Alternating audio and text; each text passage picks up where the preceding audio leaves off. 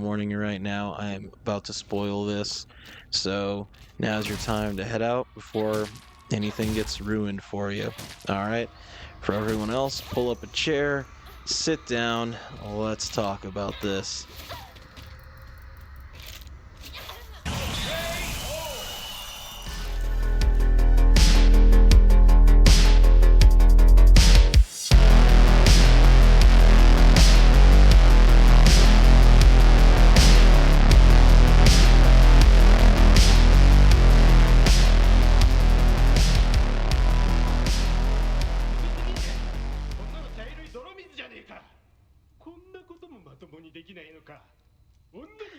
I didn't want to believe the things I was hearing about this game like a month or so ago, where people were saying that, yeah, it's full of, the modern day feminist slop and all this. I'm like, oh man, here we go. It's made by Taiwanese people. It's a Taiwanese studio. I didn't want to believe that stuff, but, I feel like a sucker for falling for this. And it's not even because it's a female character, all right? Let's get that out of the way, because I love Silent Hill 3, and Heather is fun.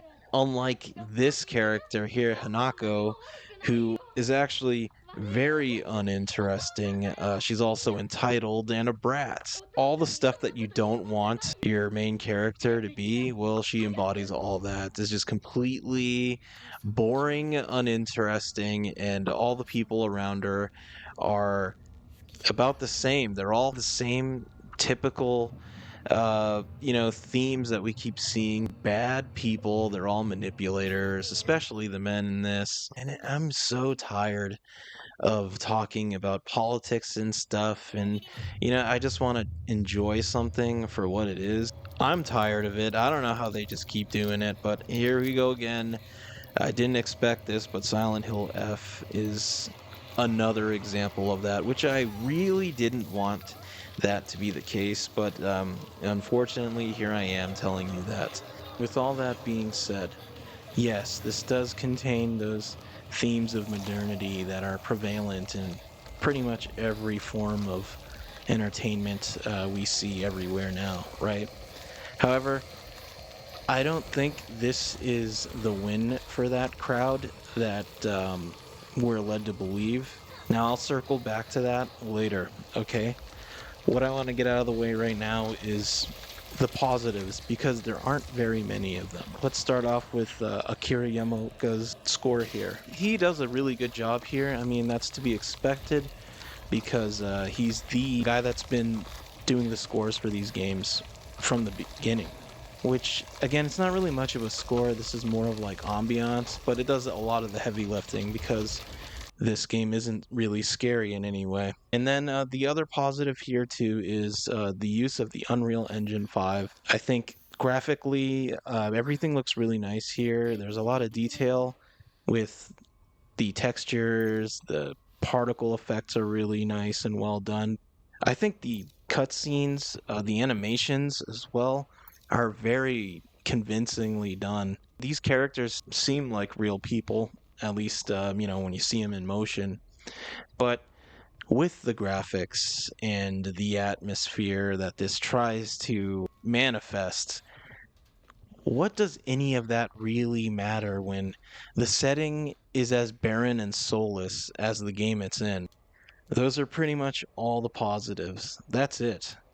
Now let's move on to the negatives. The first big one is, I'm sure you've probably heard already, the combat. Because, again, this isn't a horror game, and it isn't a Silent Hill game. It only really is in name. Because by the end of this thing, it turns into a super-powered animal fox person brawler. And that sounds absolutely ridiculous. Trust me, that is not lost on me, but it's true. It's what this thing turns into. Somewhere in it, there is a decent game to be had, but overall, everything about this is mediocre. The first third of the game, like, you're going to be in the village and traveling around there, and eventually you make your way to a school. And that, to me, like, right up until the school, that's where it was somewhat decent. But again, some of the scares, quote unquote scares, are reused throughout the game, like the scarecrows. You see them in the school again later, and it's just like reused, and that's as creative as this thing gets. It just doesn't know where to go with this stuff. These characters aren't they're not that deep. There's nothing really there. Now let's compare it to like the older games, right? You'll hear people say that, oh, like the combat was never great. Yeah, it was terrible in the old games too, right? But here's the thing. The old games, the combat was mostly just clunky. Here, it's infuriating because you have stamina now. Your weapons break. Your melee weapons bounce off of walls if you're close to them, and you're going to be in these confined, tight quarters within buildings and stuff like that, where that happens regularly. Pair that with the stamina and how easily you kind of get like stamina locked, I'm gonna call it, where it's like you like use your stamina or you're in mid animation and you have to like recharge and all that. Well, like the enemies throw combos at you like it's some kind of fucking brawler. All right? I don't see how that fits with what Silent Hill is. Now, to go even further than that, I'll make this comparison, right? So the older games were like kind of looking at, like a static CRT TV. And, you're looking at it, and on your side, you see the static, but that on the other side of that static screen, there is more going on. And that is what Silent Hill really seemed like to me, right? Because you have your world, the world you're living in, and then there's the other world, the world where people's fears, the things that bother them, their insecurities, the guilt that they have, all manifests into these like demonic things, these creatures, and your world is intertwined in ways with other people's, and there's like this bleeding effect between these worlds because they both clash in real time. For example, you had this one part in Silent Hill 3, right, where you're going through the subway and you find like a newspaper article, and it says something about how there was a pedestrian or whatever, and they fell onto the train tracks on the subway and they ended up dying. And then as you progress through the subway, you come across these very same subway tracks, and you get pushed onto the tracks. And the only thing you can think of that did that is probably this person's ghost, right? So you have to like jump out of the train tracks to get out of there before you get killed.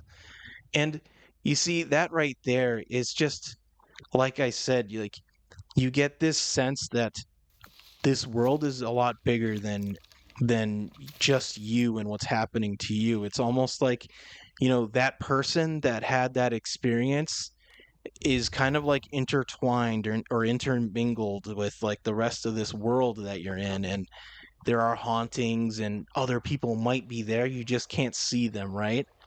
And it just kind of like sells you on the fact that this is a living, breathing world, and there's so much more going on beneath the surface. And like even with Silent Hill 4, you had the whole room aspect of the game, right? And how you're trapped there. And then you go out like to your window, you look out your window and you see a billboard, and you see that, oh, there's a number on there. So maybe, since you're trapped in here, you're trying to contact, people or something, right? So you go to your phone and you call that number, and it's a direct line to basically hell.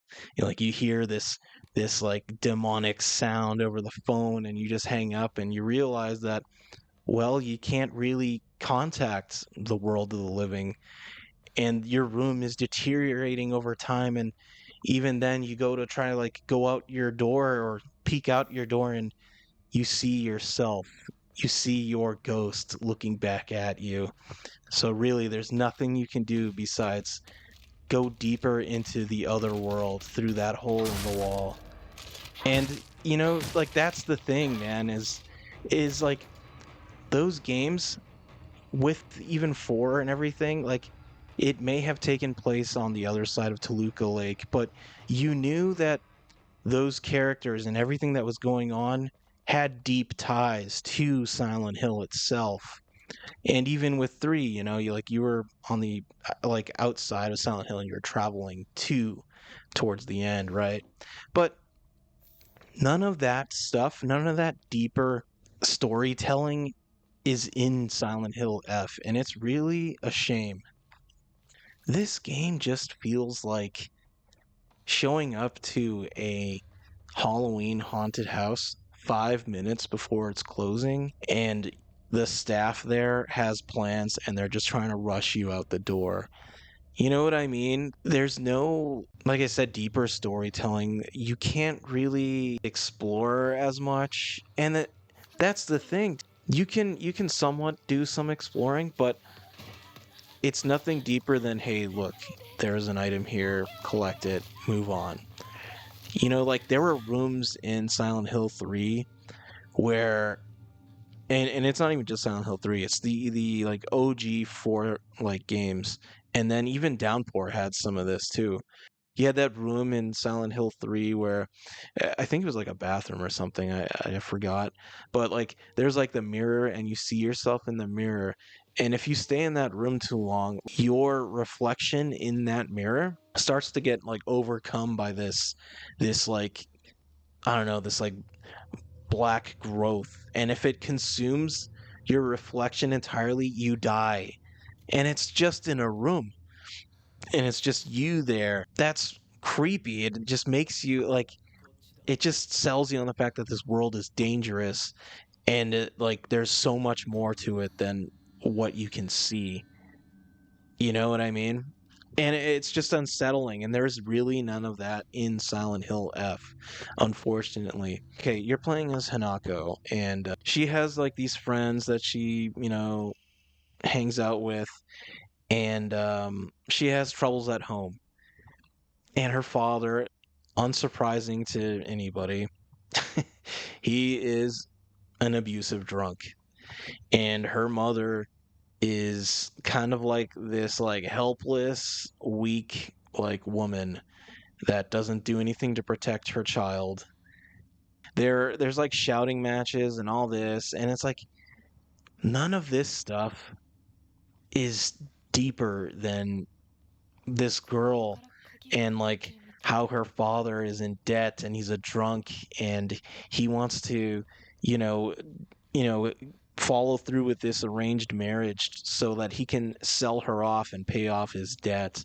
Like that's as deep as this story really goes. There's really not much more to it than that.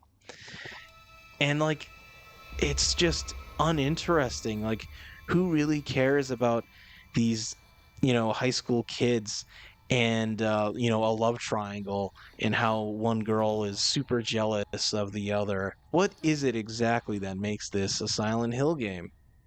Is it the fog? Well, fog's been around long before Silent Hill. Or is it the fact that, oh, there's a steel pipe? Well, it's a steel pipe that could be in anything. Now, is it again the concept of another world? Well, I would say it depends on how it's executed. And here, it is mostly just a kind of dream state for Hanako, where she's kind of like, I don't know, daydreaming about this arranged marriage and how it's going to play out. And that's pretty much it. So, to go along with like these themes of like the modernity thing, right? You have like the symbolism of the characters, like the monsters, for example. You have like this monster that looks like it has like it's like a bunch of breasts, but it ends up being that those are a bunch of pregnant bellies. And what this game says about motherhood and like how disgusting it portrays it and like the nuclear family as well. It's just like off-putting to me, right? Because you have this creature that like basically gives birth to like these other monsters, and it's just fucking grotesque, and disgusting, right? But like in a way that like it makes motherhood appear that way as well, right? And then you have another monster that is basically like it's like conjoined like children, and that one symbolizes like innocence and children like lashing out, right, crying. And then you have another monster that is basically a doll. These are the ones that you've probably been seeing throughout most of the the preview stuff. And that one, how it symbolizes the societal expectation of like for women, I guess, to upkeep their beauty and to behave a certain way, right, or else it's frowned upon. And then you have like this other monster that's basically like it's modeled after the one that I was telling you about with the children that like do the hopscotch and stuff, right? But this model is basically just like a bunch of like men, right? And its attack is like it spits out like this bloody fluid type stuff, and I'd imagine that the symbolism with this one is men, spreading their seed. I know that sounds over the top, but that's what I took it as. And then there's like, yeah, there's this other enemy too that's, I don't know, it's like a fucking giant thing that has a hole in its face, and it's like a monster or whatever. It almost doesn't really like fit with the rest of the themes here, because like all this stuff is extremely overt. It's so in your face. There is no subtlety here. It's just spoon fed directly to you, right? Now, that's all whatever, I suppose, but that's it. There's really not much more to it than that, and it's just tiresome. Because like we keep getting these common themes throughout all our entertainment, and again, it's here. This is the second, new Silent Hill game that centers around a boring, uninteresting brat of a girl that's in high school. Like we got the short message last year, and it was like fucking getting, diarrhea power washed into your fucking eyes. Like oh man, I only went through that once, and that's exactly what's going on with this one. I have no intention of revisiting this. There's nothing fun about it. Like it would have been fine to have all these themes and stuff, right? But the game being it's just not. And that's what I took away from it. So now to go on with like the rest of the game and like the story and everything, I'm about to wrap this up, right? Remember how in the beginning I had said that yes, I was going to circle it around, and I don't think this is the win that people of that camp believe it might be, or you yourself or me have been led to believe that it is. Well, and I don't know if this is like the intention here, but what I took away from it is that if you do in fact adopt feminism as a way of living, you're destined to become a heavily medicated rampaging psycho, and society as a whole loses as a result of it. So I don't know if that was the intended takeaway here, but that's what you're left with.